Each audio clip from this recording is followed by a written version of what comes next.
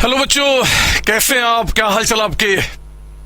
बच्चों, आज हमारे कॉमर्स के अंदर में अकाउंटेंसी, हमारा जो बुक का नाम है double entry book keeping accounting, यानी कि हमारे अकाउंटेंसी में आज पहली क्लास है और पहला चैप्टर जिसका नाम है बेसिक अकाउंटिंग टर्म्स।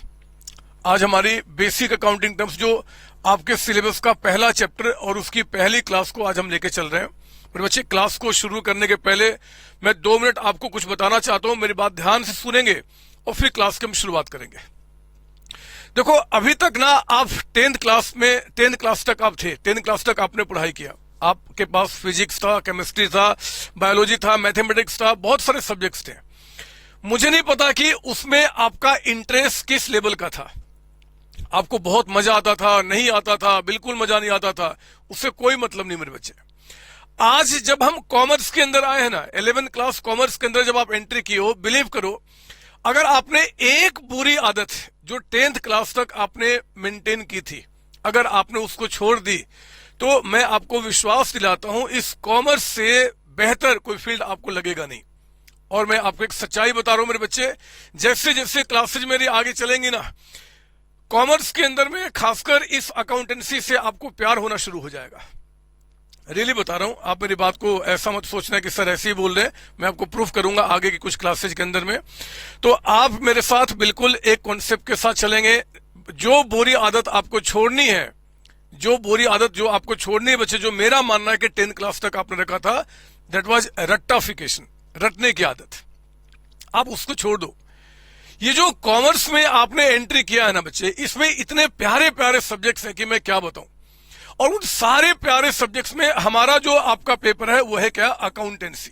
जो अकाउंटेंसी मैं आपको पढ़ाऊंगा मेरे बच्चे, मैं अकाउंटेंसी आपके 11th class, 12th class, CA, CMA, CS, foundation, inter, final till the end मैं आपको पढ़ाता हूं। मैंने कई सारी बुकें लिखी हुई हैं, कई सारी बुकें आप लोगों के लिए। ये मेरी 11th क्लास की बुक है ना। तो मैं आपको बताता हूं कि एक्चुअली अकाउंटेंसी क्या है, क्यों इसमें मजा आएगा। याद रखना, मैंने एक ही कमिटमेंट आपसे मांगा है कि अभी तक एक आदत जो रट्टाफिकेशन का था उसको हम छोड़ेंगे और चीजों को समझने की कोशिश करेंगे। बिलीव कीजिए, ये जो हमारा अकाउंटेंसी है ना बच्चे, इसमें सबसे ज्यादा आपको मजा आने वाला है। आइए मैं आपको प्रूफ करता हूं। पहले आपको यह समझना होगा कि ये जो मैंने अभी एक वर्ड लिखा था बच्चे, अकाउंटेंसी, ये हमें क्यों पढ़ना पड़ रहा है। ये अकाउंटेंसी सब्जेक्ट आखिर क्यों आया, क्यों हमें रिक्वायरमेंट होता है कि जब हम कॉमर्स के अंदर में आते हैं, जब बच्चा कोई कॉमर्स के अंदर आता है ना, तो इसका मतलब कि हम मानते हैं कि उस बच्चे का माइंड कहां जा रहा है जी? बिजनेस के पास। या तो वो क्या करेगा, बिजनेस खुद करेगा बड़ा होने के बाद, या बड़ी बड़ी जो कंपनियां मार्केट में है उनके बिजनेस को संभालने में वो हेल्प करेगा। और उसमें जो अकाउंटेंसी कैसे हेल्प करता है मेरे बच्चे, थोड़ा सा आपको बताना चाहता हूं, फिर क्लास के अंदर में एंट्री करेंगे। आप जरा इमेजिन करो मेरे साथ जो मैं बोल रहा हूं। एक कंपनी जो शायद आपने नाम सुना होगा, टाटा, रिलायंस, विप्रो, बहुत सारी कंपनियां हैं, बड़ी बड़ी कंपनियां हैं। मुझे एक बात बताओ, मैं पहले आपकी बात करता हूं, फिर मैं टाटा के पास आता हूं। आप मुझे बताओ कि आप 1 साल मेहनत करते हो ना, आपने देखो 10th क्लास में भी आपने पूरे साल मेहनत किया, 9th क्लास में मेहनत किया, और जब आप मेहनत करते हो पूरे साल, उसका रिजल्ट आपको कब पता चलता है? साल के एंड में। कब? जब हमारा एग्जाम होता है। एग्जाम में जब हमारे मार्क्स आते हैं, मार्क्स बहुत अच्छा है तो आपने बहुत अच्छा परफॉर्म किया, और मार्क्स मेरे बच्चे कम आए तो आपने गंदा परफॉर्म किया। अगर आप फेल हो गए तो आपने बहुत ही गंदा परफॉर्म किया। यही चीजें होती है ना। बोलो हाँ, यस सर। मेरे बच्चे, पता है क्या है?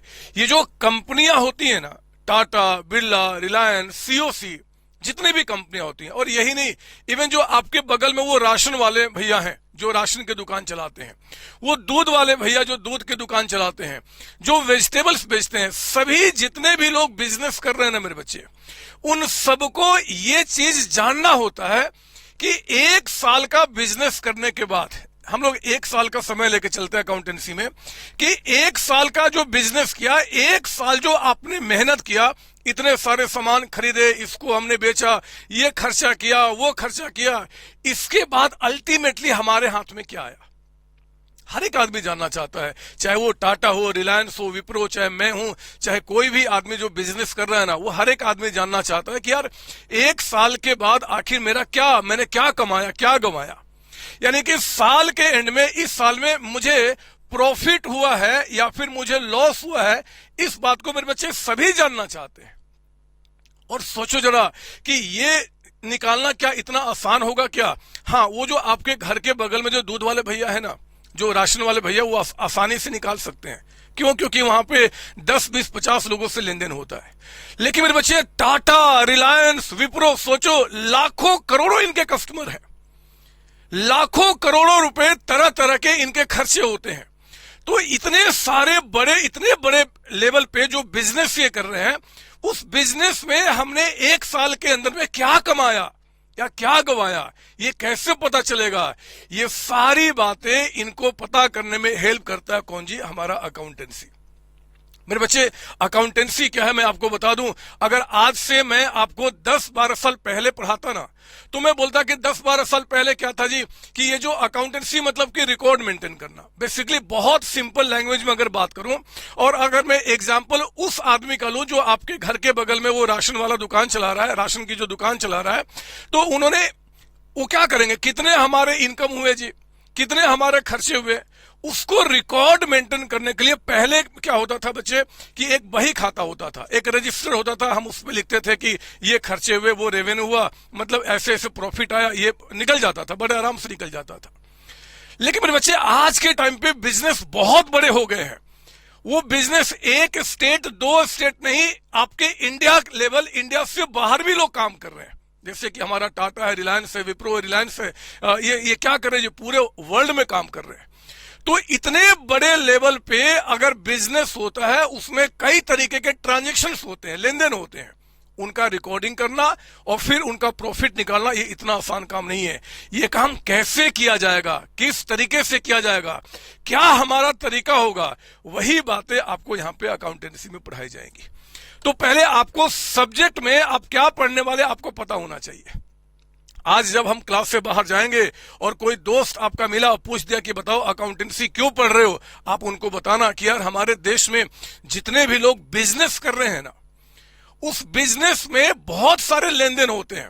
उन सारे लेन देन को प्रॉपर तरीके से रिकॉर्ड करना, कोई रिकॉर्डिंग छूट ना जाए, कुछ गलती ना हो जाए, उसको प्रॉपर तरीके से रिकॉर्ड करना, और रिकॉर्ड करके साल के एंड में क्या प्रॉफिट हुआ, क्या लॉस हुआ, इन सबको निकालने का जो प्रोसेस होगा, जो तरीका होगा, वही हमें क्या करना? अकाउंटेंसी में पढ़ना है। ऐसा मुझे मेरे संतोष सर ने सिखाया है, और वही हम लोग आज सीखना शुरू कर रहे हैं। ठीक है ना? तो ये बात याद रहेगी आपको। ये सर ना मेरे बच्चे, मैंने आपको बताया कि ये सब्जेक्ट क्या, और ये 11th क्लास ही नहीं है। आप 11th क्लास में, फिर 12th क्लास में आएंगे, फिर आप बीकॉम करेंगे, सीए करेंगे, सीएमए करेंगे, सीएस करेंगे, सब जगह यही पढ़ाया जाएगा मेरे बच्चे। और इन डेप्थ में और इन डेप्थ में और इन डेप्थ में करते करते, और फिर आपको मास्टर बना दिया जाएगा कि दुनिया में किसी भी इंसान का अगर आपको अकाउंट्स यानी कि रिकॉर्ड मेंटेन करना है, या फिर खुद को कल को अपना बिजनेस स्टार्ट करते हो तो उसका रिकॉर्ड मेंटेन करना तो कैसे किया जाएगा, वो बात हम सीखने वाले हैं। ठीक है ना? तो आइए जरा मैं शुरू करता हूं आपका बेसिक अकाउंटिंग टर्म्स क्लास 1 के अंदर में। मेरे बच्चे, पहला आपका जो इसमें मैं क्या करने वाला हूं, ये देखिए, आप पहले सुनिए मेरी बात। अकाउंटेंसी के अंदर में जो भी टर्म्स यूज किए जाएंगे ना, बेसिक टर्म्स, जैसे देखो, जब आप छोटे बच्चे थे तो आपके पापा मम्मा ने क्या किया? आपको सिखाया, बोला कि पापा बोलो, मम्मा बोलो, भैया बोलो, सिखाया ना, एक नए नए वर्ड आपने सीखा ना बच्चे। उसी तरीके से ये जो दुनिया है ना, जिसमें अभी अभी आपने जन्म लिया है, हमारे कॉमर्स का दुनिया, इसमें अकाउंटेंसी के अंदर में कुछ ऐसे वर्ड्स हैं जिनको यूज किए जाते हैं, जिनको हम सिर्फ अकाउंट्स के वाले लोग यूज करते हैं। आम भाषा में जो लोग आपका बात करते हैं वो उसको यूज नहीं करते हैं। हम उन वर्ड्स को पहले समझेंगे और फिर अकाउंट्स को आगे बढ़ाएंगे। ठीक है ना? तो पता है बच्चे, ये जो टर्म्स हम लोग सीखने वाले हैं, बेसिक टर्म्स जो अकाउंट्स में यूज होता है, उसमें पहला वर्ड हम शुरू करेंगे क्या जी? आपका बिजनेस ट्रांजैक्शन के साथ। बहुत ध्यान से मेरी बात सुनेंगे, लिखिए मेरे साथ, बिजनेस ट्रांजैक्शंस। मेरे बच्चे, जब मैं लिखूंगा ना तो आपको मेरे साथ लिखना है। जब मैं बोलूं कि अब मत लिखो तो फिर नहीं लिखना। ये प्रॉपर क्लास आपकी है, तो बिल्कुल जिस तरीके से अगर घर में सामने कोई टीचर होगा, वो जिस तरीके से आपको लिखाएगा, पढ़ाएगा, एग्जैक्टली वही करने वाला हूं। आपको बहुत मजा आने वाला है, बशर्ते कि मेरे इंस्ट्रक्शन को आपको फॉलो करते चले जाना है। ठीक है ना? तो सुनिए ध्यान से, बिजनेस ट्रांजैक्शंस क्या होते हैं। अब देखो ना, मैं आप ही की बात करता हूं, मैं क्यों दुनिया की बात करूं, क्यों टाटा रिलायंस बिरला की बात करूं, मैं आपकी बात करता हूं। आपने क्या किया जी, मान लो एक बिजनेस स्टार्ट किया, एक बिजनेस। आप जब अपने डिग्री को कंप्लीट किए और डिग्री को कंप्लीट करने के बाद बोला कि यार मुझे किसी कंपनी में काम नहीं करना, मैं तो अपना बिजनेस स्टार्ट करूंगा। तो बच्चे, अगर आप जब बिजनेस कोई स्टार्ट करोगे ना, कोई भी बिजनेस जब स्टार्ट करोगे, कोई काम स्टार्ट करोगे, तो पता है इसमें बहुत सारे ट्रांजेक्शन होंगे, बहुत सारे लेन देन होंगे। बिजनेस की बात कर रहा हूं, आपके घर की बात नहीं कर रहा। आपके घर में क्या होता है मैं उससे मतलब ही नहीं है। अगर आपने क्या किया जी, एक शोरूम खोला मेरे बच्चे, मान लो आपने क्या किया, एक शोरूम खोला बाइक बेचने का, बाइक बेचने का। चलो मुझे, मैं क्या करूंगा, बाइक बेचूंगा और ये बिजनेस करता हूं। तो जब आप कोई बिजनेस स्टार्ट करोगे ना, इस बिजनेस में बहुत सारे ट्रांजेक्शन्स होते हैं। ट्रांजेक्शन्स, ट्रांजेक्शन्स का मतलब अगर आप मुझसे हिंदी में पूछोगे ना, तो लेन देन करना, बहुत सारे लेन देन होते हैं। जैसे कि मैं आपको सिंपल भाषा में बताऊं तो आप देखो, जब आपने शोरूम खोला, हो सकता है कि शोरूम का आपने किराए पे लिया होगा जी, तो आपने इसको रेंट पे किया होगा, है ना। मैं कुछ नाम लिख रहा हूं, अभी आपको लिखना नहीं है। इस शोरूम का हमने क्या पे किया जी, रेंट पे किया होगा। हमने शोरूम का के अंदर जो हमने इंप्लॉय रखे होंगे, खुद सारे थोड़े काम करेंगे, हम तो मालिक हैं, हम मालिक हैं और हमें हमेशा बड़ा बनना है। तो हमने क्या किया, इस बिजनेस में काम करने के लिए कुछ इंप्लॉय रखे थे, उनको हमने क्या किया, सैलरी पे किया। हमने अपने बिजनेस का एडवर्टाइजमेंट कराया मेरे बच्चे, हमने एडवर्टाइजमेंट में पैसा कुछ खर्च किया। ये जो बाइक से हमने मार्केट से परचेज किया होगा, तो ये सब क्या हुआ, हमने इनको परचेज किया होगा। फिर इन बाइक्स को आगे हमने क्या किया होगा, सेल किया होगा। बहुत सारे खर्चे होते हैं, बहुत सारे खर्चे। हो सकता है कि कोई लोग हमें कस्टमर लेके आ रहे, तो हमने उनको कमीशन पे किया होगा। हमने क्या किया होगा जी, यहाँ पे मान लो इलेक्ट्रिसिटी बिल आया होगा, तो इलेक्ट्रिसिटी बिल पे किया होगा। ये सारे काम जो आप बिजनेस में कर रहे हो ना, जो लेन देन कर रहे हो बिजनेस के अंदर में, खरीदना, पे करना, खरीदना, बेचना, ये सब जो कर रहे हो, यही हमारे बिजनेस ट्रांजेक्शन होते हैं। बिल्कुल सिंपल भाषा में, मैं बिल्कुल टफ लैंग्वेज यूज नहीं कर रहा, मैं सिर्फ आपकी भाषा में बात कर रहा हूं कि अगर कोई बिजनेस स्टार्ट करते हैं, तो जितने सारे उसमें ट्रांजैक्शंस करोगे ना, लेन देन करोगे। अब लेन देन का मतलब क्या, लेना भी देना भी।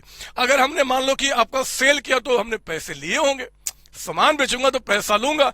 हमने परचेज किया, हमने ऐड किया, सैलरी पे किया, रेंट कम, तो क्या हमने पे किया होगा, लेन देन करना, आना भी जाना भी पैसे का। ये सब हमारे बिजनेस ट्रांजेक्शन होते हैं। याद रखना मेरे बच्चे, अकाउंटेंसी में बिजनेस ट्रांजैक्शंस को आप हमेशा रिकॉर्ड करते हैं मनी के टर्म में, मनी के टर्म में। और हमारे कंट्री में मनी क्या है, रुपीज। तो हमने रेंट पे किया, कितना रेंट पे किया, 10,000 रुपीज पे किया। हमने सैलरी कितना पे किया, 20,000 रुपीज पे किया। हमने इलेक्ट्रिसिटी बिल किया, इतना किया, हमने 5,000 पे किया। हमने सेल्स कितना किया, 5 लाख का सेल किया। मतलब जितने भी बिजनेस में ट्रांजेक्शन्स होते हैं, वो अकाउंटेंसी के अंदर में आपका हमेशा मनी के टर्म में रिकॉर्ड होते हैं, मनी के टर्म में। लीटर केजी सब रिकॉर्ड नहीं होता बच्चे। हम लोग हर एक चीज को क्या करते हैं, मनी में कन्वर्ट करते हैं और मनी में रिकॉर्ड करते हैं। कोई डाउट इसके अंदर में नहीं, ध्यान से मेरी बात सुनना, कहीं कोई दिक्कत नहीं, मैं जानता हूं। सिंपल लैंग्वेज में बिजनेस ट्रांजैक्शन का मतलब कि जो बिजनेस में लेन देन होंगे, और हाँ, उन लेन देन को हम कौन से आपका टर्म्स में रिकॉर्ड करेंगे, मॉनेटरी टर्म्स में, मनी के टर्म में। एक और बात बताऊं, आप किसी को बोलना नहीं, अगर किसी को बात पता चल गई तो फिर काम खराब हो जाएगा, फिर नॉलेज उसके पास भी चला जाएगा। पता है क्या, जब भी मेरे बच्चे बिजनेस ट्रांजैक्शन होंगे ना, जब भी बिजनेस ट्रांजेक्शन होंगे, तो एटलीस्ट 2 लोग तो वहां पे होंगे ही होंगे, एटलीस्ट 2 पर्सन, एटलीस्ट 2 लोग आपका। आप देख सकते हैं, मैंने मान लो ये सब बाइक, ये सब परचेज किया, तो परचेज क्या करूंगा, मैंने परचेज किया किसी से जी, भूत से तो नहीं परचेज किया ना, किसी इंसान से ही तो परचेज किया होगा। तो अगर मैंने किसी से परचेज किया, तो एक मैं हूं और एक वो इंसान है, 2 लोग हुए ना बच्चे, बोलो ना। अगर मैं सेल करूंगा, तो किसको सेल करूंगा, कस्टमर को सेल करूंगा, तो एक मैं हो गया और एक वो कस्टमर हो गया जिसको मैंने सेल किया। एटलीस्ट 2 लोग, कम से कम 2 लोग तो होंगे ही होंगे। मान लो सैलरी पे किया, तो किसको पे करूंगा, एम्प्लॉय को पे करूंगा। एक मैं हो गया और एक मेरा एम्प्लॉय हो गया। तो हमेशा बिजनेस ट्रांजेक्शन्स जब भी होंगे तो एटलीस्ट दो लोग तो वहां पे इन्वॉल्व हो गए ही होंगे, तो इस बात को याद रखेंगे। और मैं क्या कर रहा हूं ना, अब इन्हीं बातों को जो मैंने आपको समझाया, बिजनेस ट्रांजेक्शन्स मतलब लेन देन। कौन सा लेन देन, घर वाला या बिजनेस वाला? बिजनेस वाला, घर नहीं। घर में आप क्या कर रहे हो जी, कोई पड़ोसी आ रहा है उसको हम चावल दे दे रहे हैं, उसको कुछ हेल्प कर दे रहे हैं, हमें उससे मतलब नहीं है। हम तो जो बिजनेस हमने स्टार्ट किया ना, हम वहां की बातें सिर्फ रिकॉर्ड करेंगे, ठीक है ना बच्चे? तो लिखो ना थोड़ा सा बिजनेस ट्रांजेक्शन के बारे में, मैं इन्हीं बातों को आपको लिखाना चाहता हूं। लिखिए, जब मैं बोलूंगा कि लिखो तो मेरे साथ लिखना है। पता है लिखने से फायदा क्या होता है? चीजें लंबे समय तक आपको याद रहती है। ये जो बुक मेरी है ना बच्चे, ये जो बुक मैंने ड्राफ्ट किया है, बहुत बेहतर तरीके से ड्राफ्ट किया है। ये जो चीजें लिखा रहा हूं वो बाद में जब चैप्टर खत्म हो जाएगा ना, तो इन बातों को मैं इस बुक से भी आपको समझाऊंगा कि अगर एग्जाम में 2 मार्क्स में क्वेश्चन आ गया तो हमें कितना लिखना है, 3 मार्क्स में आ गया तो कितना लिखना है, 4 मार्क्स में आ गया तो कितना लिखना है। वो सारी बातें हम करने वाले हैं। आओ ना पहले आज शुरू करते हैं बिजनेस ट्रांजेक्शन के साथ। लिखेंगे इसके बारे में, लिखिए मेरे साथ यहां पे लिखेंगे। इट मीन्स, इसका मतलब है, स्टार्ट करेंगे। बिजनेस ट्रांजेक्शन का मतलब निकाल रहा हूं। It means a financial transactions. ध्यान से, फाइनेंशियल ट्रांजेक्शन्स का मतलब कि वो ट्रांजेक्शन्स, वो लेन देन जो फाइनेंस यानी कि पैसे में हो रहा है ना, पैसे में आपका। It means of financial transaction entered into, लिखेंगे यहां पे एंटर्ड इनटू बाय 2 पार्टीज। उसमें कंफर्म्ड है मेरे बच्चे, उस ट्रांजेक्शन के अंदर में 2 लोग तो होंगे ही होंगे। तो it means of financial transactions enter into by 2 parties and recorded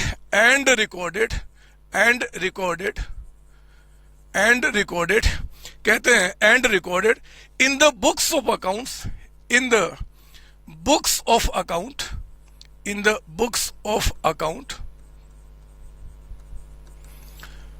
It means a financial transaction entered into by 2 parties and recorded in the books of account of an enterprise, है ना, एंटरप्राइज। सर इसका मतलब full stop लिखो, तो मैं बताऊंगा। Of an enterprise, इसके बाद लिखना इट इज एक्सप्रेस्ड। ये हमेशा एक्सप्रेस किया जाएगा, रिकॉर्ड किया जाएगा, किसमें जी? In terms of money.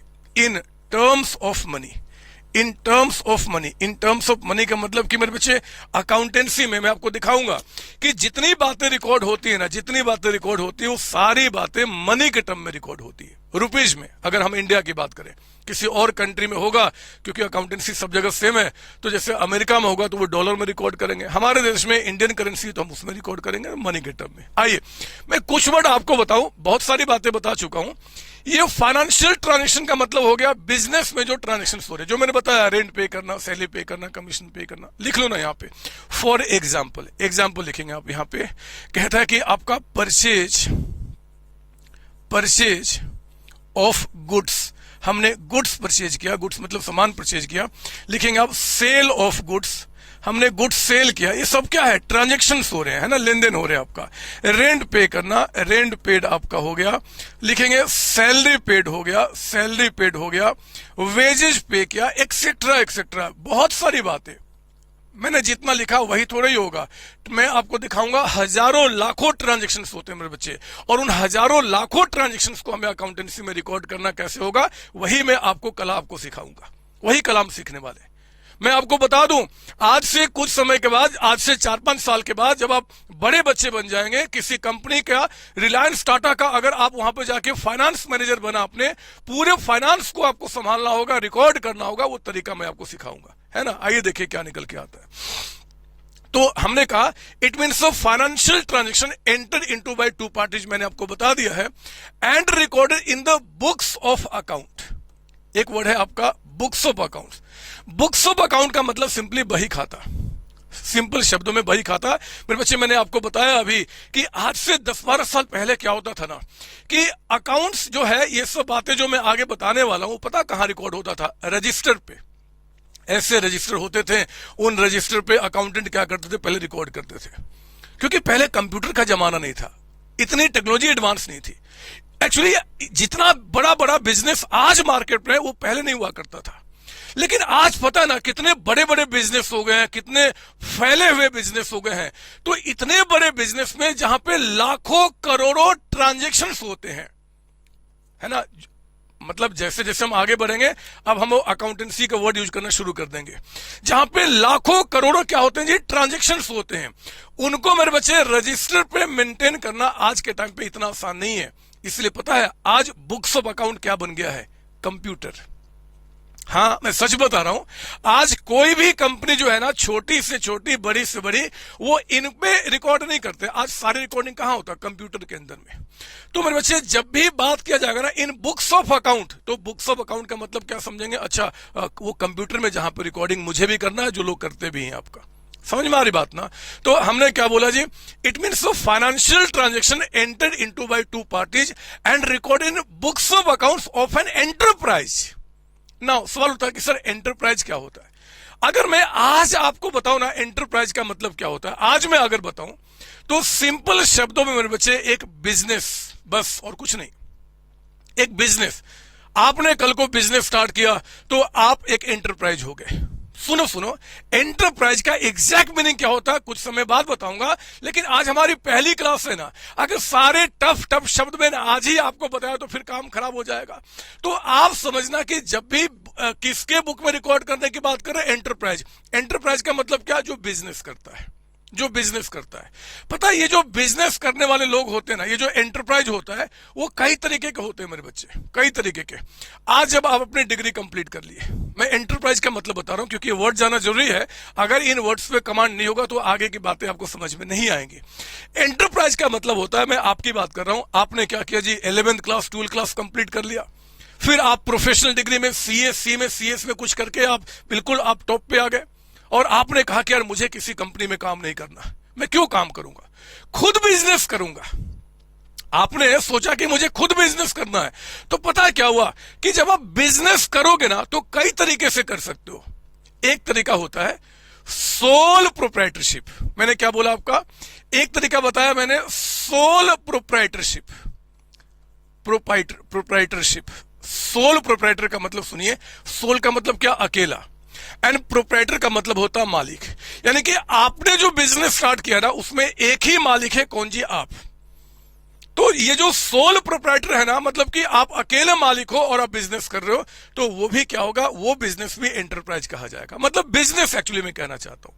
एक और भी तरीका पता है क्या, कि आप क्या करोगे ना, अकेले बिजनेस नहीं करोगे। अकेले जब बिजनेस करते हैं ना बच्चे, तो पैसे जितने बिजनेस को स्टार्ट करने में रिक्वायरमेंट होती है वो थोड़ा सा ना मतलब कम हो रहता है। कितना हम पैसा इकट्ठा करेंगे। आपने सोचा यार चलो 3-4 दोस्त मेरे हैं, या 3-4 रिलेटिव्स हैं, या 3-4 जिनको मैं बड़े क्लोजली जानता हूं, उनके साथ मिलके बिजनेस स्टार्ट करते हैं। मतलब अकेला नहीं, अकेला मतलब क्या, सोल प्रोप्राइटर हो गया। अकेला नहीं, मैं 2-4-5 लोग मिलके बिजनेस करते हैं। मेरे प्यारे बच्चों, जब कोई बिजनेस आप अकेले नहीं कुछ लोगों के साथ करोगे ना, 2, 4, 5, 10, 20, 50 ऐसे, तो पता हम क्या बोलते हैं, उसको बोलते हैं पार्टनरशिप। पार्टनरशिप, पार्टनरशिप हम उसको फॉर्म बोलते हैं, पार्टनरशिप फॉर्म। ये सोल प्रोप्राइटरशिप फॉर्म हो गया, फॉर्म मतलब वही जो बिजनेस स्टार्ट कर रहे हैं, और एक पार्टनरशिप हो गया। एक और भी चीज बताना चाहता हूं, एक इनसे भी बड़ा बिजनेस होता है, इससे बड़ा ये होगा, और इससे भी बड़ा होता है पता है क्या, कंपनी। कंपनी, कंपनी में बहुत सारे मालिक होते हैं। यहां तो एक लिमिट है कि भैया इसके अंदर में 50 लोगों से ज्यादा मालिक नहीं हो सकते अभी के मुताबिक। अभी छोड़ो ना, अब उतना डिटेल में नहीं जाएंगे, बट गवर्नमेंट ने यहां लिमिट डाला है कि एक पार्टनरशिप में ज्यादा से ज्यादा मालिक कितने हो सकते हैं, 50। इसमें कितने हो सकते हैं, 1। यहां तो कोई लिमिट ही नहीं है। कंपनी में हजारों लाखों मालिक होते हैं। ये टाटा, रिलायंस, बिरले जो है ना बच्चे, ये बड़ी बड़ी कंपनियां हैं, इसमें बहुत लोग मालिक, मैं भी मालिक हूं। अब उतना डिटेल में अभी क्यों जाऊं, क्योंकि आज पहली क्लास है, लेकिन मैं आपको बताना चाहता हूं कि जब भी मैं एंटरप्राइज कह रहा हूं ना, तो वो सभी लोगों की बात कर रहा हूं जो बिजनेस कर रहे हैं, बस बस बस बस इतना ही समझना आपने कि अगर मैं कहता हूं कि भैया it means a financial transaction entered into by two parties and recorded in the books of accounts of enterprise. Enterprise का मतलब हो गया बिजनेस आपका, चाहे बिजनेस किसी भी रूप में हो, हम उस बिजनेस के बुक में इसकी रिकॉर्डिंग करने की बात कर रहे हैं, इनके बुक में, इनके बुक में, इनके बुक में। ठीक रहेगा याद बात? यस। तो दिमाग शांत। जब भी मैं अब से आपको एंटरप्राइज बताऊंगा, जब तक कि एंटरप्राइज का एग्जैक्ट में और क्या क्या लोग होते हैं अगर जब तक ना बता दूं, तो एंटरप्राइज का सिंपली मतलब क्या समझेंगे कि सर बात कर रहे हैं किसके लिए? फर्म के बारे में। फर्म का मतलब कि इनमें से कोई भी बिजनेस के बारे में। याद रहेगी बात आपका? Yes sir.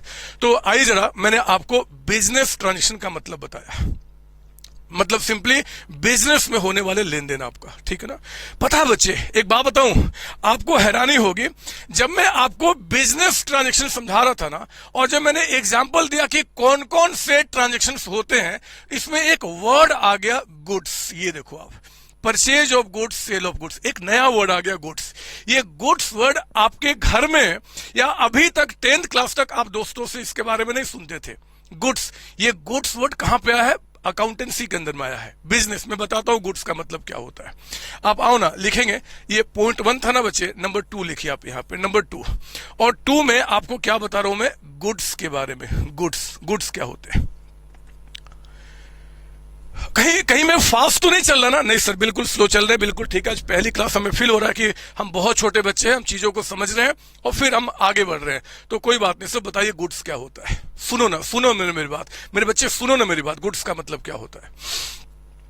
पता है गुड्स का मतलब, अगर पहले एक छोटा सा लिखवा दूं क्या मैं? लिखिए थोड़ा सा गुड्स के बारे में, लिखेंगे थोड़ा सा लिखो, उसके बाद इसके बारे में समझाऊंगा।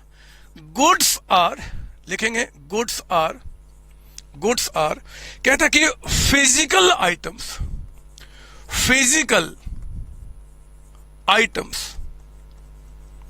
Goods are physical items of trade that are goods are physical items of trade that are purchased to be sold। बिल्कुल ध्यान से, जितनी बातें बोलूंगा उतना ही लिखना है, जितनी बातें समझाऊंगा उतना ही समझाना है। अभी अगले 8-10 क्लास में ना दिमाग में इफ और ना है, जितना सर बोलेंगे उतना ही काफी है। सुनिए मेरी बात। गुड्स का मतलब क्या है जी?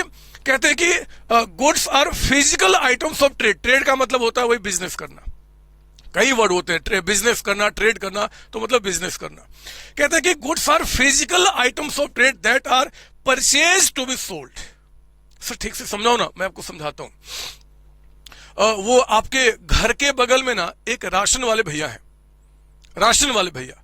आप एक बार ना उन राशन वाले भैया के दुकान में आप जाइए, उनके शॉप में जाओ, मैं आपको दिखाऊं उनका शॉप कैसा दिखता है। ये उनका शॉप है बच्चे, ये उनका शॉप है। यहाँ थोड़ा गेट है जहां से हम एंट्री करते हैं, और मान लो ये पूरा का पूरा शॉप है। मुझे बताओ कि वो राशन वाले भैया के दुकान में जैसे ही आप एंट्री करते हो, उनके शॉप में जैसे ही एंट्री करते हो, तो बताओ उनके शॉप में क्या क्या दिखता है आपको? बोलो क्या क्या दिखता है? बहुत सारी चीजें। वहां पे आपको व्हीट दिखता है, वहां पे आपको राइस दिखता है, वहां पे चॉकलेट्स दिखते हैं, वहां पे क्रीम दिखता है आपको, वहां पे बहुत सारी चीजें, मैं क्या बताऊं, वहां पे ऑयल दिखता है आपका, वहां पे घी दिखता है, बहुत सारी चीजें दिखती है। आप मुझे बताओ वो राशन वाले भैया ने इस दुकान में ये सारे सामान जो रखे हैं, क्यों रखे हैं? आपसे पूछता हूं, क्यों रखे हैं?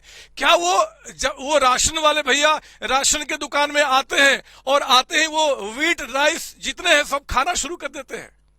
क्या उन्होंने उस दुकान में सामान जो रखा है इस इंटेंशन के साथ कि मैं आऊंगा, अपनी फैमिली को लेकर आऊंगा, अपने दोस्तों को लाऊंगा और दुकान का सारा खा जाऊंगा? ना ना ना, ये उनका मोटिव नहीं है। मोटिव क्या है? उन सामान को आगे सेल करना, उनको बिजनेस करना है मेरे बच्चे। वो राशन वाले भैया बिजनेस करने के लिए बैठे हैं, और जितने सारे सामान उनके शॉप में होता है ना, उन सारे सामान को उन्होंने रखा हुआ है, उन्होंने परचेज किया है। आखिर परचेज ही किया है ना, क्या करने के लिए? टू सेल, उसको बेचने के लिए। एक बात बताऊं, वो राशन वाले भैया जितने भी सामान ये रखे हैं ना, जो परचेज किए हैं, जिनको परचेज किया है आगे सेल करने के लिए, इन सारे सामान को कलेक्टिवली अकाउंट्स में हम क्या बोलते हैं? गुड्स बोलते हैं। अकाउंट्स में क्या बोलते हैं? गुड्स। वो राशन वाले भैया से बोलोगे तो बोलेगा यार मैंने माल परचेज किया है, मैंने सामान परचेज किया, वो ऐसे बोलते हैं। लेकिन हम अकाउंटेंसी में उसको क्या बोलेंगे? गुड्स।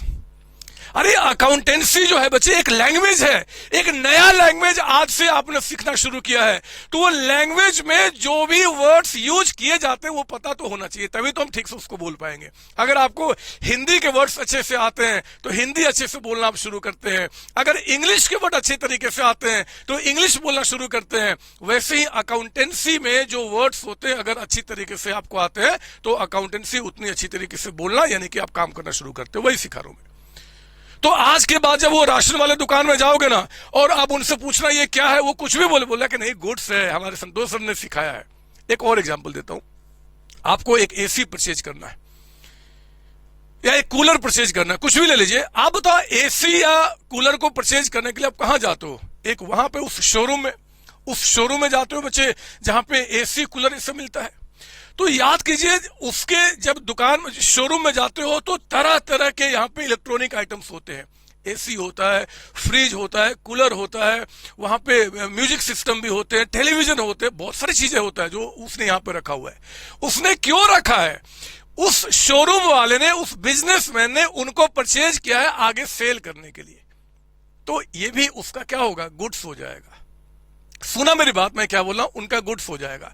अरे वो जो सब्जी वाले भैया हैं जो वेजिटेबल्स बेचते हैं, उनके ठेले पे, उनके रेडी पे जितने सारे आप वेजिटेबल्स देखते हो ना, उस बिजनेसमैन के लिए वो जो रेडी वाले, वो जो सब्जी वाले भैया हैं, उनका क्या है? गुड्स है।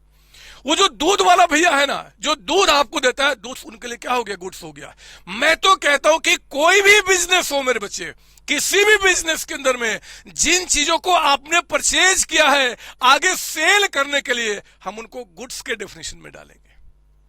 देखो ना, मैंने क्या बोला कि goods are physical items. Physical का मतलब क्या? जिसको देख सकते हैं, फिजिकल है ना, मैं फिजिकल हूं, ये सारे गुड्स का जिनको हम देख सकते हैं। अब मुझे गुड्स मत समझ लेना, क्योंकि मैं बेचने के लिए नहीं हूं। जो सामान आगे भी बोलता है कि goods are physical items of trade that are purchase to be sold. जिनको हमने परचेज किया है, क्या करने के लिए? सेल करने के लिए, हम उसको गुड्स के डेफिनेशन में डालेंगे। अब आओ ना, आप मुझसे बात कर लो, किसी भी, वो आपने बाइक का भी बिजनेस बोला था ना कि मैं बाइक का बिजनेस करूंगा, तो वो बाइक आपने परचेज किया, वो बाइक आपका क्या है? गुड्स है। आपके मतलब उस बिजनेस के लिए बात कर रहा हूं, उस एंटरप्राइज के लिए बात कर रहा हूं कि वो एंटरप्राइज, वो फर्म, वो जो बिजनेस है, उसके लिए गुड्स क्या होगा। क्योंकि हम जितनी सारी बातें सीख रहे हैं ना मेरे बच्चे, वो आपके और मेरे लिए नहीं, हम एक बिजनेस के पॉइंट ऑफ व्यू से सीख रहे हैं, बिजनेस के लिए। ठीक है ना? तो इस बात को ध्यान रखेंगे कि ये आपका गुड्स होता है। ठीक है, गुड्स होता है। सर इसको भी लिख लेना आप, एंटरप्राइज में ये भी होंगे, ये भी होंगे, ये भी होंगे, बहुत सारे लोग और भी आएंगे, हम बाद में देखेंगे आपको यहाँ पे। तो गुड्स का मतलब आपका समझ में आ गया कि जो भी एक बिजनेसमैन परचेज करता है आगे सेल करने के लिए, हम उसको क्या बोलेंगे? गुड्स बोलेंगे। अरे हाँ, मैं तो बताना ही भूल गया, पता है ये जो गुड्स है ना बच्चे, ये गुड्स फिर आगे दो नए वर्ड को जन्म देता है अकाउंटेंसी में। एक होता आपका परचेजेज, एक होता आपका परचेजेज, और एक होता है आपका वर्ड जिसको हम बोलते हैं सेल्स।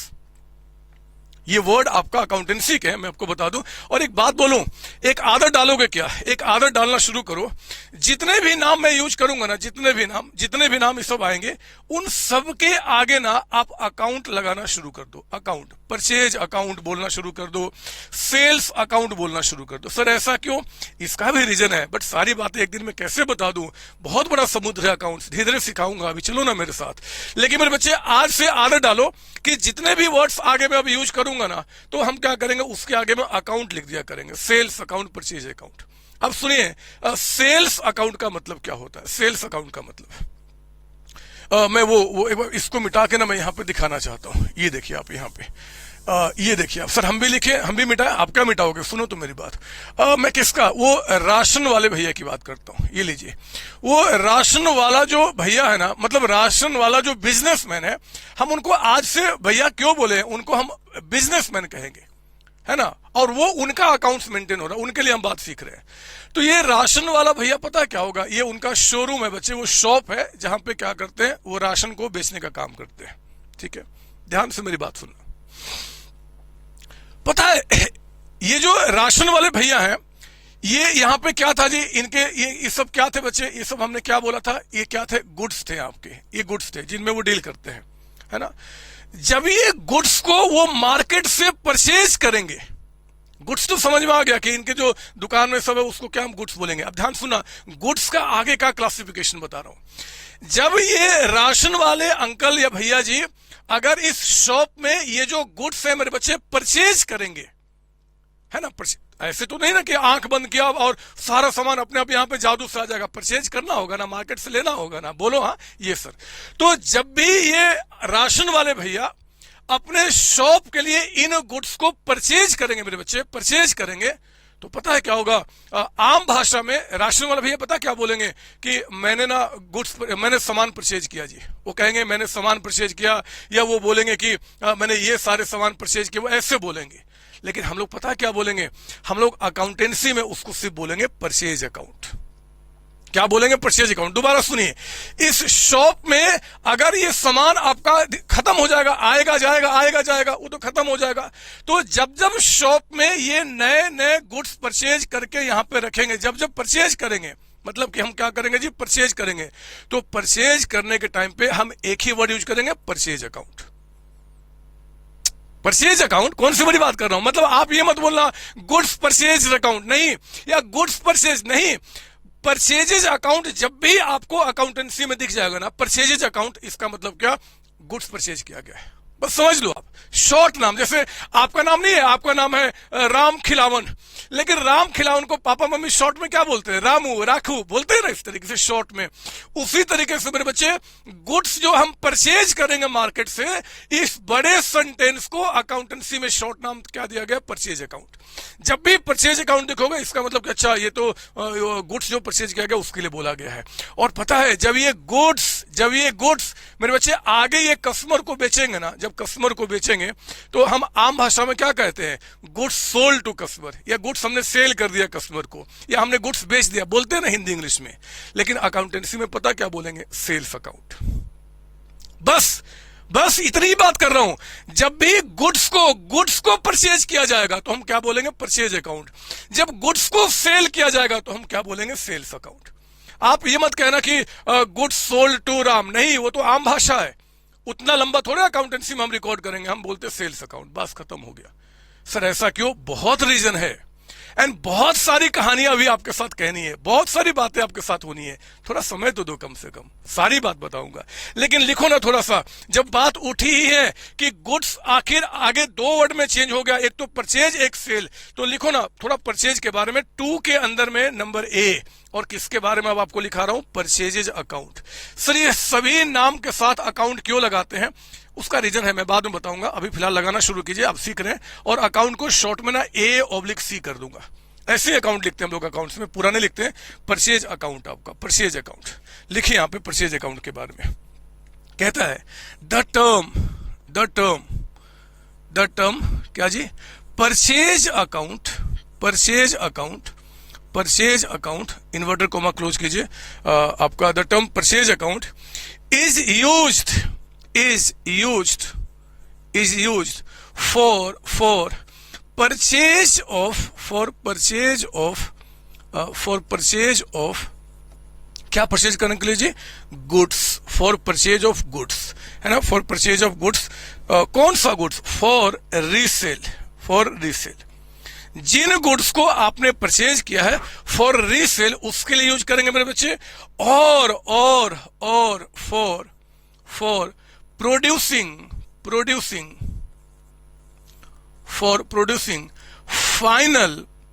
Final product. सर ये क्या है, अब लिखो तो आपका, और for producing final product which are to be sold,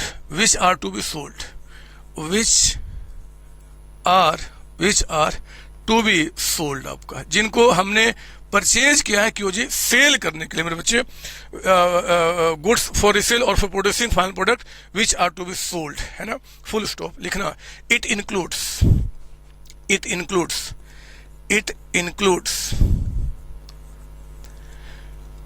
comma both comma close cash purchase and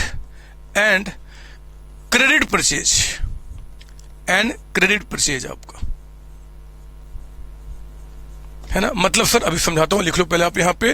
purchase का मतलब क्या जी? द टर्म परचेज अकाउंट, हम अकाउंटेंसी में परचेज अकाउंट कब यूज करेंगे? अगर हमने परचेज किया है गुड्स फॉर रीसेल, जो गुड्स हमने परचेज किया क्या? आगे सेल करने के लिए। आगे सेल मतलब कि जब कोई गुड्स बना बनाया गुड्स, ये देखो एक स्टेशनरी वाला जो होता है ना बच्चे, एक स्टेशनरी वाला वो क्या करता है? इन सब सामान को परचेज करता है। वो सामान को परचेज किया और क्यों? एज इट इज इसको आगे बेच देने के लिए। उसने वो कोई इसमें चेंज तो नहीं करता ना। वो पेन भी इसी तरीके से जैसा मार्केट से परचेज किया वो आगे बेच दिया, बुक्स जैसा परचेज किया वो आगे बेच दिया। तो ये जो एक जो स्टेशनरी वाला होता है, चाहे वो राशन वाले जो भैया हैं, चाहे वो दूध वाले जो भैया हैं, वो सब क्या करते हैं?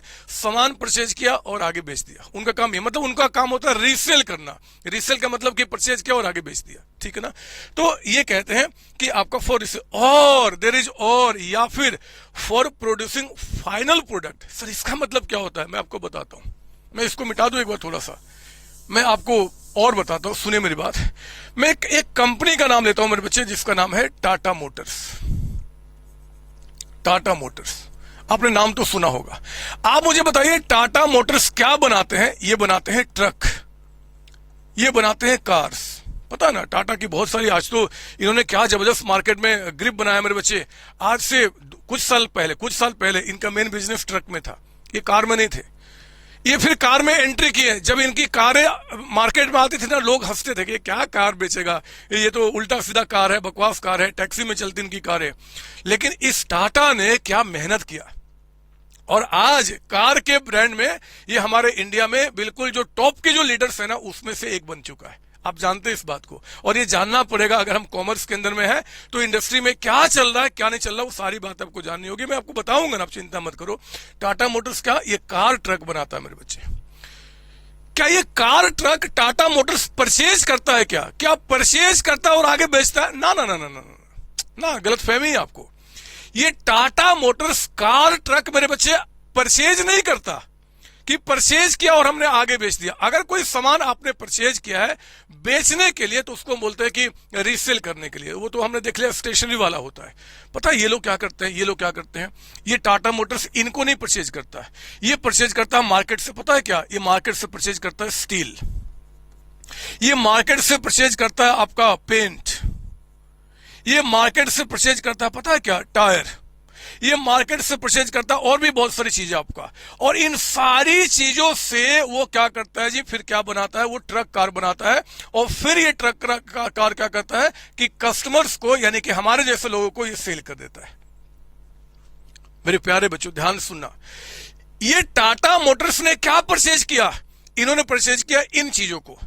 इन चीजों को क्यों परचेज किया? फिनिश गुड्स बनाने के लिए। फिनिश गुड्स है उनका, फिनिश प्रोडक्ट। फिनिश प्रोडक्ट मतलब कि जिसमें आप डील कर रहे हो। तो अगर आपने अपने यहां के फिनिश प्रोडक्ट को बनाने के लिए भी आपने कुछ परचेज किया है, तो ये जो रॉ मटेरियल है ना, इसको बोलते हैं रॉ मटेरियल। ये जो रॉ मटेरियल आपने परचेज किया है ना, इनको बनाने के लिए, इनको भी हम क्या बोलेंगे? गुड्स बोलेंगे। इनको भी क्या बोलेंगे? गुड्स बोलेंगे। यानी कि अगर रेडीमेड सामान ले लो तो वो गुड्स हो गया, या फिर अगर आप वो प्रोडक्ट बना रहे हो तो उसको बनाने के लिए जो सामान आपने मार्केट से परचेज किया उसको हम क्या बोलेंगे? गुड्स बोलेंगे। और मेरे बच्चे जब टाटा मोटर्स इन चीजों को मार्केट से परचेज करेगा ना, तो क्या लिखेगा? Purchase account. अरे आपसे बात कर रहा हूं, आप इधर उधर क्या देख रहे हो? और सिंपल शब्द में बात कर रहा हूं मैं, कोई टिपिकल वर्ड यूज नहीं कर रहा। मैं चाहता भी नहीं कि टफ वर्ड आप यूज करें, बिल्कुल सिंपल। परचेज क्या होता है जी? नहीं ऐसे परचेज नहीं। परचेज अकाउंट क्या होता है मुझे बताओ, या कोई पूछ दे कि परचेज अकाउंट अकाउंटेंसी में कब यूज करते हैं, तो आप बोल रहे कि हमारे संतोष सर ने बताया है कि परचेज अकाउंट अकाउंटेंसी में तब यूज होता है या तो आपने गुड्स परचेज किया रीसेल करने के लिए, या फिर आपने गुड्स परचेज किया क्यों जी? फिनिश प्रोडक्ट को बनाने के लिए। तो इनके लिए जो भी चीजें आपने परचेज किया है ना, हम उसको क्या बोलेंगे? परचेज बोलेंगे। देखो ना, वही तो लिखा है कि the term purchase account is used for purchase of goods for resale, और या फिर for producing final product which are to be sold. जो आपको बेचना है ना, उसको बनाने के लिए जो चीजें आपने परचेज किया है वो भी आपका होगा। और हाँ, कैश परचेज हो चाहे क्रेडिट परचेज हो। मतलब कि अगर मान लो कि हमने हमने हमने ये रॉ मटेरियल परचेज करना है ना, हमने जो सामान परचेज किया, गुड्स परचेज किया, वो परचेज मेरे पे कैश पे भी हो सकता है, क्रेडिट पे भी हो सकता है। अगर आपने कैश पे परचेज किया तो भी क्या लिखेंगे, परचेज अकाउंट, और अगर क्रेडिट पे परचेज किया तो भी क्या लिखेंगे, परचेज अकाउंट, दोनों पे। जैसे पापा अगर बोलते हैं कि मेरा बच्चा प्यारा है तो क्या बोलते हैं, गोलू। मम्मा बोलते हैं कि मेरा बच्चा भोला है तो क्या बोलते हैं, गोलू। नाम तो एक ही है ना, गोलू। आपकी बात कर रहा हूं, चाहे भोला समझे चाहे प्यारा समझे, हमने क्या बोल दिया, गोलू। उसी तरीके से मेरे बच्चे, जो गुड्स हमने परचेज किया, कैश में परचेज किया तो भी अकाउंटेंसी में क्या बोला जाएगा, परचेज अकाउंट, और अगर आपने क्रेडिट पे परचेज किया तो भी क्या बोला जाएगा, परचेज अकाउंट। याद रहेगी बात। सर एक सवाल दिमाग में आया, अभी नहीं, आपने प्रॉमिस किया है कि अभी कोई भी सवाल आपके दिमाग में नहीं आएगा, और वो तब तक नहीं आएगा जब तक कि आपके संतोष सर इस चैप्टर को खत्म ना कर लें। बिलीव कीजिए मेरे बच्चे, ये जब चैप्टर खत्म होगा ना, उसके बाद जहां से जो सोचना हो सोचो ना, सब फटाफट आपके दिमाग में आएंगे। अगर नहीं तो फिर मेरा नाम ही चेंज कर देना कि सर आपने तो गलत बोला था, कि अपने आप। अभी सुनते चलो मेरी बात, समझ लो मेरी बात ना मैं क्या बोल रहा हूं। तो जब गुड्स को हमने परचेज किया, कौन से गुड्स को, या तो परचेज किया फॉर रीसेल के लिए, या फिर आपने क्या किया जी, परचेज किया उसको आगे आपका प्रोड्यूस करने के फाइनल प्रोडक्ट। जब चीजों का मीनिंग हमें पता होता है, एग्जाम में आ जाएगा राइट ए शॉर्ट परचेज अकाउंट, आप बड़े आराम से लिख सकते हैं, रटना नहीं है, समझना उस बात को। नाउ सेल्स अकाउंट, हो गई बात, समझ गए होंगे मैं जानता हूं। अरे ये जो शॉप वाला भैया है, राशन वाले भैया, जब इन गुड्स को आगे कस्टमर को बेचेंगे तो हम क्या बोलेंगे, सेल्स अकाउंट। चाहिए टाटा मोटर्स, ये जो उनका फाइनल प्रोडक्ट है, इसको जब कस्टमर को बेचेगा तो क्या बोलेंगे, सेल्स अकाउंट। वो गुड्स जो हमने परचेज किया था और हमने परचेज अकाउंट कहा था, उन्हीं गुड्स को जब हम सेल करेंगे तो हम नाम क्या यूज करते हैं, सेल्स अकाउंट। आम भाषा में क्या बोलते हैं, गुड्स सेल कर दिया या गुड्स सोल्ड कर दिया, बोलते हैं ना आम भाषा में। मतलब कि हिंदी या इंग्लिश में हम अकाउंटेंसी में क्या बोलेंगे, सिर्फ सेल्स अकाउंट। और याद रखना, फिर से वही बात, सेल्स कैश पे भी हो सकता है, क्रेडिट पे भी हो सकता है। चाहे सेल कैश पे हो चाहे सेल क्रेडिट पे हो, हम वर्ड यूज क्या करेंगे, सेल्स अकाउंट। समझ लो मेरी बात ना। सर थोड़ा सा, अरे कोई थोड़ा सा नहीं बदमाश। हमने कहा कि टाटा मोटर्स जो है, अगर जो कस्टमर को सेल करेगा, कोई कस्टमर आता है कैश पे लेके चला जाता है, पैसा देता है और कार लेके चला जाएगा, हम क्या बोलेंगे, सेल्स अकाउंट, सेल कर दिया, है ना। तो और अगर कोई आया कि क्रेडिट पे मुझे दे दो तो भी हम क्या बोलेंगे, सेल्स अकाउंट। मतलब कि सेल्स अकाउंट का मतलब सिंपली हो गया जितना उन्होंने गुड्स को सेल किया है पूरे साल में। तो आप एक काम कीजिए ना, यहीं पे मेरे साथ लिखेंगे आप यहाँ पे सेल्स अकाउंट के बारे में। ये ए था ना, 2 का ए, मैं 2 का बी यहीं पे बताऊंगा, इसको मिटाकर, और मैं 2 का बी यहीं पे बताना चाहता हूं। मैं नहीं चाहता बार बार पेज को चेंज करूं एक्चुअली, और कुछ भी रीजन नहीं है। लिखो ना 2 का बी, 2 का ए था, 2 का बी लिखेंगे सेल्स अकाउंट के बारे में। सर ये सभी नाम के साथ आप अकाउंट क्यों लगा रहे हैं, इसका रीजन है मेरे बच्चे। आप फिलहाल अभी समझ लो कि सेल्स अकाउंट यही नाम दिया जाता है, गुड्स सेल करेंगे तो लिखेंगे द टर्म। देख रहे हो, वो टर्म बताया जा रहा है, बेसिक अकाउंटिंग टर्म्स, जो टर्म्स यूज किए जाएंगे। तो द टर्म क्या जी, इन्वर्टेड कोमा में, सेल्स अकाउंट, सेल्स अकाउंट, है ना, comma close. The term sales account is used for sale of goods. Sale of goods is used for sale of goods which are dealt, जिसमें deal करते हैं वो, dealt, DEALT, dealt by the firm, है ना। मैं यहाँ पे firm कह दूं या कह दूं एंटरप्राइज, मतलब कि जो भी बिजनेसमैन है ना, उन्हीं के बारे में बात हो रही है ना, बाय द फर्म, आपका फुल स्टॉप। तो is use for sale of goods which are dealt by the firm, ठीक है ना। लिखेंगे द टर्म, फुल स्टॉप के बाद the term sales account comma closed is used for both क्या जी, cash sales and credit sales. किस चीज का, क्रेडिट सेल्स किस चीज का, ऑफ गुड्स जब गुड्स को हम लोग सेल करेंगे कैश पे या क्रेडिट पे तो हम क्या बोलेंगे, सेल्स अकाउंट।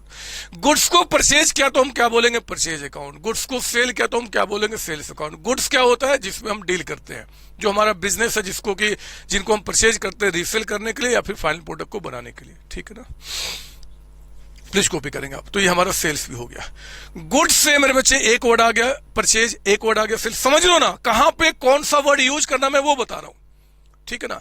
अब उसके बाद मैं यहां पे क्या करूंगा, सी एक और वर्ड लिखूंगा और उसको बोलूंगा क्या, एक नया वर्ड। टू के गुड से ही क्या निकला, परचेज अकाउंट। गुड से ही क्या निकला, सेल्स अकाउंट। गुड से ही एक वर्ड निकल के आएगा, स्टॉक। स्टॉक आगे ब्रैकेट में ऑल्सो कॉल्ड, स्टॉक को ऑल्सो कॉल्ड इन्वेंट्री। मेरे प्यारे बच्चों, हमारे अकाउंटेंसी में स्टॉक वर्ड का एक और भी नाम है इन्वेंट्री। मेरा बच्चा है छोटा सा, अभी 4 साल का है, और मैं उसको पता है क्या करता हूं, मैं उसको बोलता हूं कि यार ABCD मत सीखो, नहीं सीखना आपने, मैं उसको अकाउंटेंसी सिखाता हूं। और बिलीव कीजिए वो 4 साल का है, लेकिन अकाउंटेंसी में वो क्या नहीं जानता है। वो सब 11th class 12th class BCom CA CMA सबका अकाउंट सिखा चुका हूं। वो ठीक से बोल नहीं पाता मेरे बच्चे, लेकिन उसको अकाउंटेंसी का तो महारथ ही बना दिया है। बस मुझे अकाउंटेंसी सिखाने आता है, यही लैंग्वेज मैं जानता हूं, यही लैंग्वेज सिखा सकता हूं। सर 4 साल का बच्चा कैसे सीख सकता है? अरे क्या बात करते हो, 4 साल का बच्चा नहीं सीखता? अरे आप आज आपका कितना 15-20 मिनट अभी आपका जन्म लिए हुआ है। अरे मैं कॉमर्स की बात कर रहा हूं, कॉमर्स में अभी जन्म लिया, आपका कितना समय हुआ, 15-20 मिनट। और 15-20 मिनट में इतना चीज सीख गए ना, तो वो तो 4 साल का है, वो तो सोचो क्या से क्या जानता है। ऐसे उसकी एक्चुअली एज 4 साल है, लेकिन थोड़ा जोश में बोल गया, ऐसा होता नहीं है। आगे आइए, पहले आइए स्टॉक का मीनिंग समझाता हूं। स्टॉक का मतलब, गुड्स क्या होते हैं जिसमें हम डील करते हैं, खत्म। परचेज अकाउंट जब गुड्स परचेज करेंगे, सेल्स अकाउंट जब सेल्स करेंगे, ठीक है। अब आइए स्टॉक का मीनिंग समझाता हूं मेरे प्यारे बच्चों। ये रहा अगेन वो हमारे राशन वाले भैया की दुकान, शोरूम, ये शॉप है ना, वो राशन वाले भैया। देखो आप ना एक काम करो, अभी छोड़ो पढ़ाई, अभी छोड़ दो पढ़ाई, अभी नहीं पढ़ना, इस क्लास को बाद में देख लेना। अभी क्लास को यहीं पे बंद करो और जल्दी से आपके घर के बगल में जो शॉप है ना राशन वाले की, आप उनके पास जाइए और उनके शॉप में जाकर देखो कि उनके शॉप में अभी क्या क्या है। तो आपको ये चीजें दिखाई देंगी, ये चीजें दिखाई देंगी, ये चीजें दिखाई देंगी, है ना। मतलब शॉप में इतने सारे सामान दिखाई देंगे। मेरे प्यारे बच्चों, किसी भी एक पर्टिकुलर पॉइंट ऑफ टाइम पे, किसी भी पर्टिकुलर पॉइंट ऑफ टाइम पे, किसी भी एक टाइम पे, जब हम किसी शॉप के अंदर में, किसी बिजनेस के अंदर में, उसके शोरूम में, उसके शॉप में जाकर देखते हैं कि कितना वहां पे गुड्स पड़ा हुआ है, तो उस दिन पे जितने भी गुड्स उसके शोरूम में या शॉप में होंगे, हम उनको स्टॉक बोलेंगे। स्टॉक मतलब कि जो अभी बचा हुआ गुड्स है आपके पास। अरे सुनो ना सिंपल शब्दों में, स्टॉक का मतलब क्या कि आज आपका टोटल गुड्स कितना है, तो वो गुड्स आज जितना आपके पास होगा ना, हम उसको क्या बोलेंगे, स्टॉक बोलेंगे। अब हिंदी में कैसे बोलेंगे, इंग्लिश में कैसे बोलेंगे? हम बोलेंगे कि यार जरा बताओ कि आपके शोरूम के अंदर में या शॉप में टोटल गुड्स आज कितने हैं। ये लैंग्वेज यूज करेंगे ना, ये हम आम भाषा में करते हैं। अकाउंट्स में अरे स्टॉक कितना आपका आज, जरा बताओ। तो अगर मैंने बोला कि आज बताओ आपका स्टॉक कितना है, तो स्टॉक का मतलब हो गया कि टोटल गुड्स बताओ कि आज के दिन पे आपके शॉप में कितना पड़ा हुआ है। जो पड़ा हुआ है, जो है आपके पास, उसको हम क्या बोलते हैं, स्टॉक। याद रहेगी बात आपको? फिर से मैं आपसे सिंपल भाषा में बात करता हूं। मैं आप राशन वाले हो, मैंने बोला कि राशन वाले भैया जरा बताओ कि आपके गोडाउन में या फिर आपके शॉप में या शोरूम में अभी टोटल आपके पास कितने गुड्स पड़े हुए हैं। यही तो बोलेंगे आम भाषा में। लेकिन अकाउंटेंसी वाला बच्चा क्या बोलता है, अरे अभी आपका आज स्टॉक कितना आपका। तो जैसे ही बोलते हैं कि आज स्टॉक कितना है, मतलब कि आपके गोडाउन में आज टोटल गुड्स कितना, मुझे वो बता दो आप। यही मतलब होता है। तो आप लिखो ना थोड़ा सा स्टॉक के बारे में, जिसको हम इन्वेंट्री भी कहते हैं मेरे बच्चे। स्टॉक का दूसरा मतलब क्या होता है, इन्वेंट्री। लिखेंगे स्टॉक इज अ टेंजिबल मतलब जिसको हम देख सकते हैं, is a tangible asset held by an enterprise मतलब वो फर्म, वो बिजनेसमैन, उसके पास जितना भी आपके पास एसेट हेल्ड है for the purpose of sale, for the purpose of sale, for the purpose of sale, for the purpose of sale आपका, ठीक है ना। और प्रोडक्शन, और प्रोडक्शन, और प्रोडक्शन ऑफ गुड्स, है ना, और production of goods for resale, for resale आपका, ठीक है ना। तो stock is a tangible asset held by an enterprise for the purpose of sale और production of finished goods, full stop, full stop. लिखना जनरली, मैं यहां लिख देता हूं, जनरली वी calculate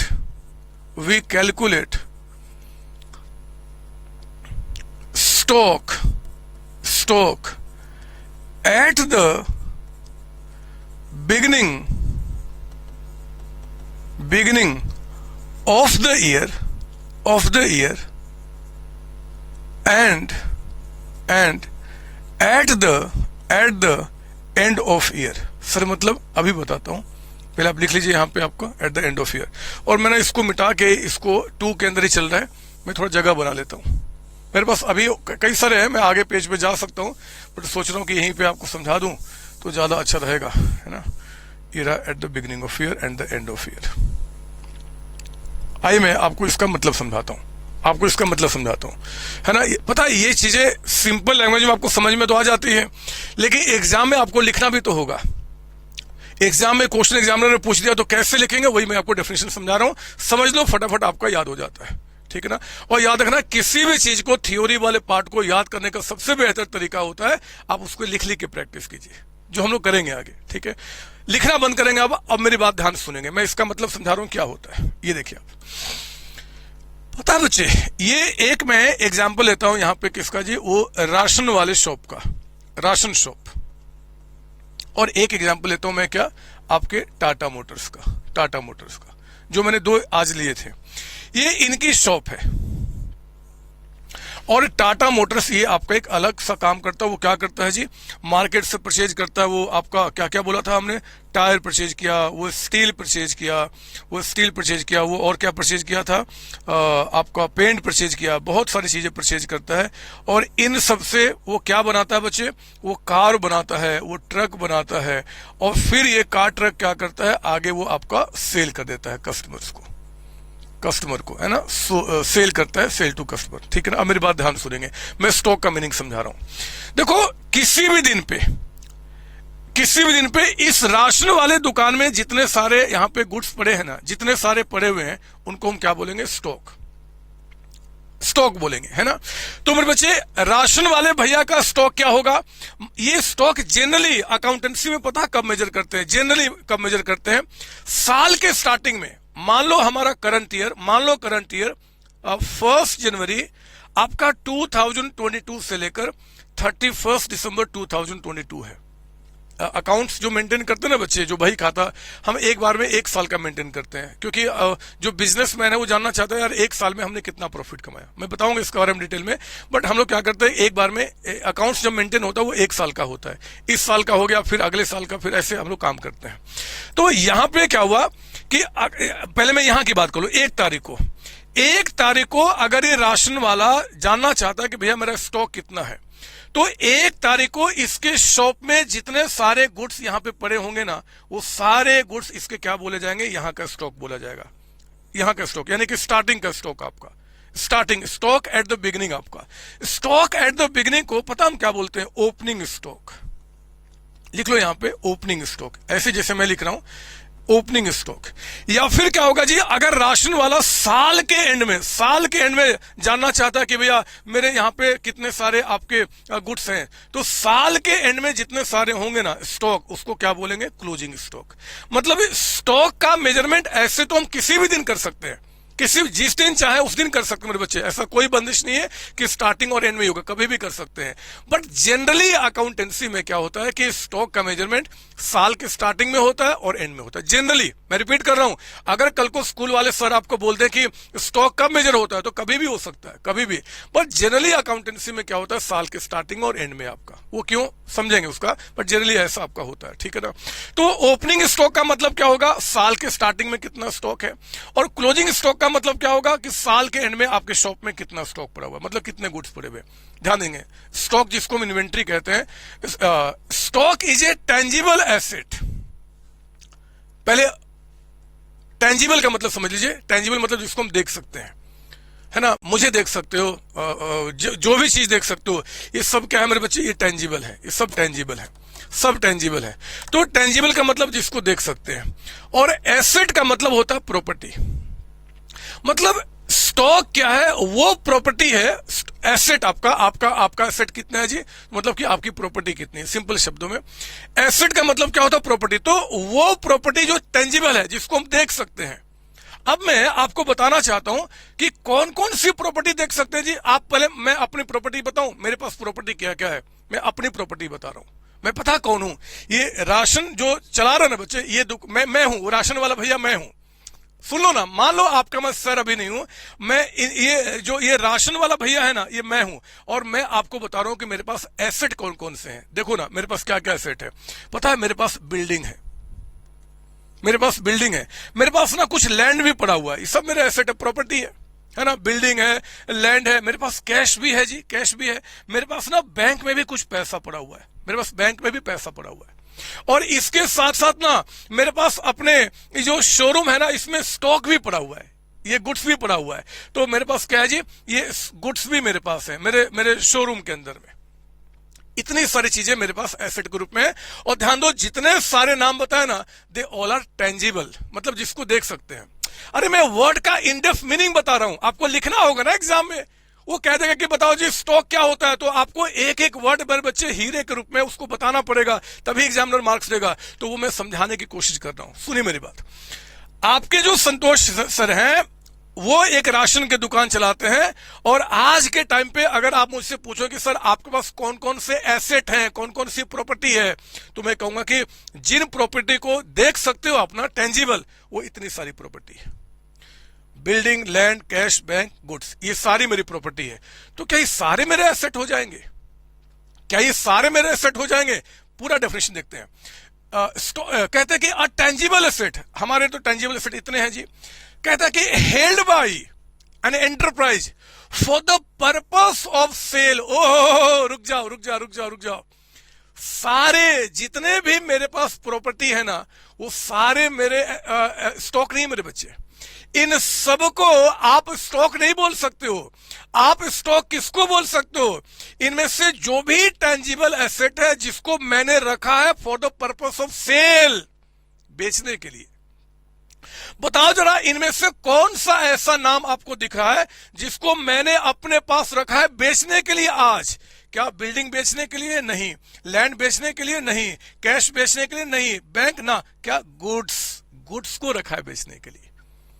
तो मेरे बच्चे, गुड्स जो होगा ना, उसी को हम बोलेंगे क्या? स्टॉक। एक पर्टिकुलर पॉइंट ऑफ टाइम पे, एक डेट पे जितने भी गुड्स मेरे पास होंगे ना, उनको हम क्या बोलेंगे? स्टॉक। देखो ना कितना मजा आ रहा है। Stock is a tangible asset held by an enterprise for the purpose of sale or for the production of goods for resale।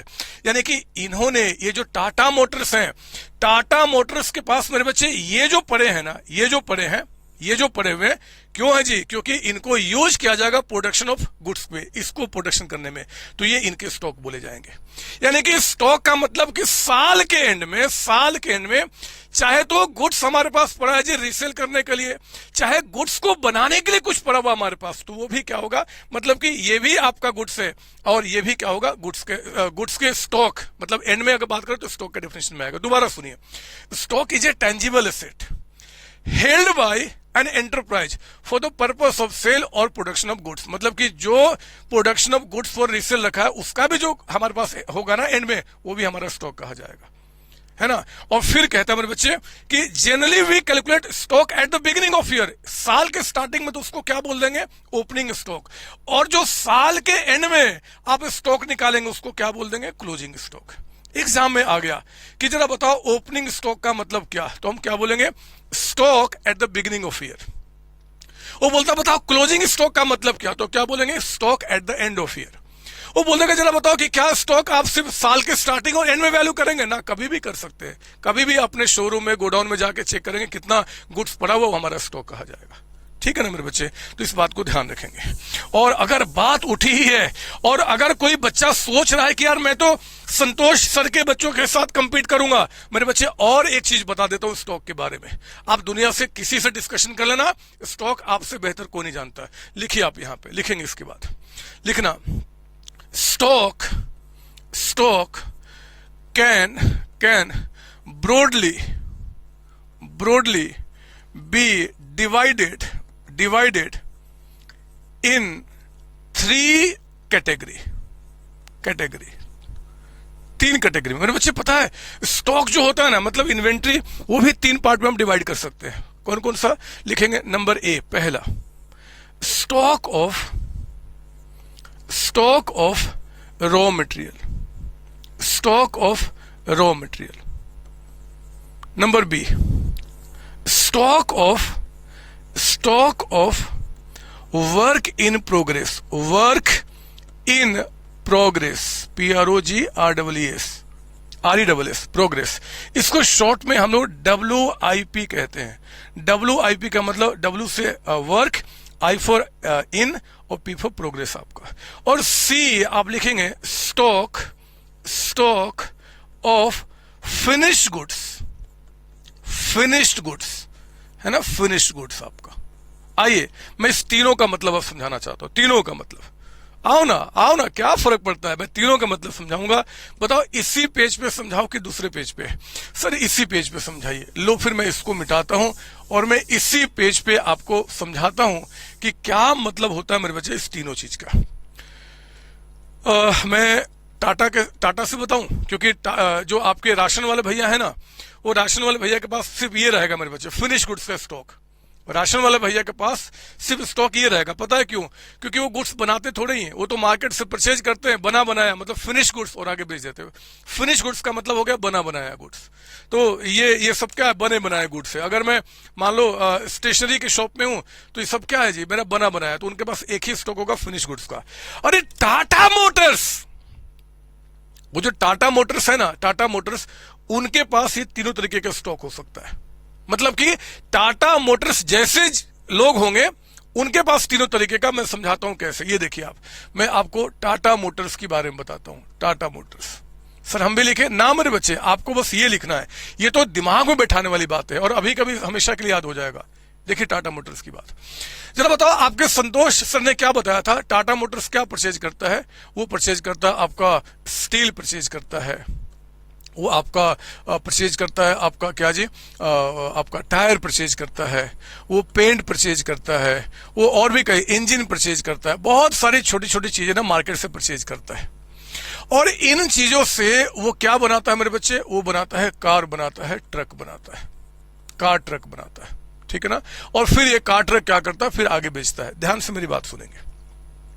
मैं जानना चाहता हूं कि टाटा मोटर्स का मैं जानना चाहता हूं कि टाटा मोटर्स का मान लो 31 दिसंबर 2022, मान लो इस दिन पे, किसी भी दिन का हो सकता, मान लो कि 31 दिसंबर 2022 को अगर मैं जानना चाहता हूं कि टाटा मोटर्स के पास स्टॉक कितना है, तो मेरे बच्चे पता है क्या होगा, टाटा मोटर्स के पास इस दिन में उनके गोडाउन में जाना, गोडाउन में चाहे फैक्ट्री में, जहां भी वो सामान रखते हैं, और चेक करना कि यार इस दिन पे इन सबको हम क्या बोलते हैं, दे आर ब्रॉडली से एज रॉ मटेरियल। हम इनको क्या बोलते हैं, रॉ मटेरियल। इनको क्या बोलते हैं बच्चे, रॉ मटेरियल। अकाउंटेंसी में क्या बोलेंगे, रॉ मटेरियल। मतलब कि जब भी वो कोई चीज परचेज करते हैं ना अपना फाइनल प्रोडक्ट को बनाने के लिए, तो उसको हम क्या बोलेंगे, रॉ मटेरियल। तो पता है 31 दिसंबर को 2022 को टाटा मोटर्स के गोडाउन में जितने भी ये पड़े होंगे ना, ये गुड्स पड़े होंगे, हम उनको क्या बोलेंगे, stock of raw material. Stock of raw material इस दिन पे आपका, ठीक है ना।